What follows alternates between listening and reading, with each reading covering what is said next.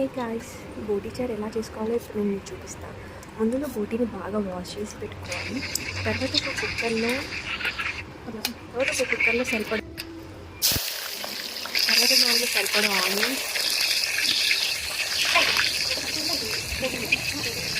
Onions వేసుకొని అలా మరిగించుకోవాలి. తర్వాత దాంట్లో కొత్తిమీర పుదీనా వేసుకోవాలి.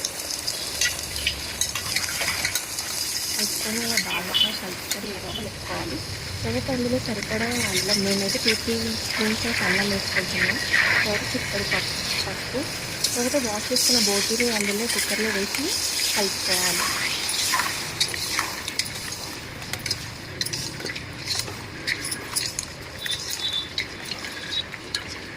తర్వాత అలా 2-3 మినిట్స్ వరకు అలా లో ఫ్లేమ్లో పెట్టి అలా పక్కన ఉంచుకోవాలి.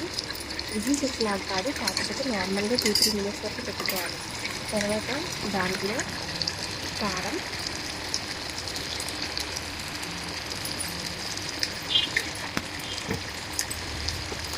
సరిపడా ఉప్పు వేసుకొని అలా కలుపుకొని పక్కన ఉంచుకోవాలి.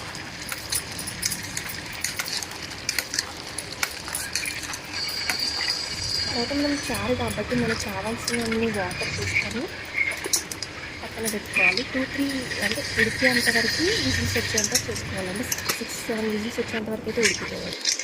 తర్వాత కుక్కర్లో తీసి అది ఉడికిందా లేదా అని చూసుకోవాలి.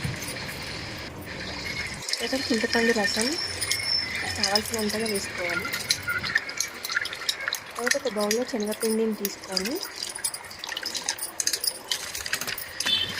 వాటర్ వేసుకొని మిక్స్ చేసుకోవాలి. ఆ మిక్స్ చేసిన శనగపిండిని మనం కుక్కర్లో వేసుకోవాలి.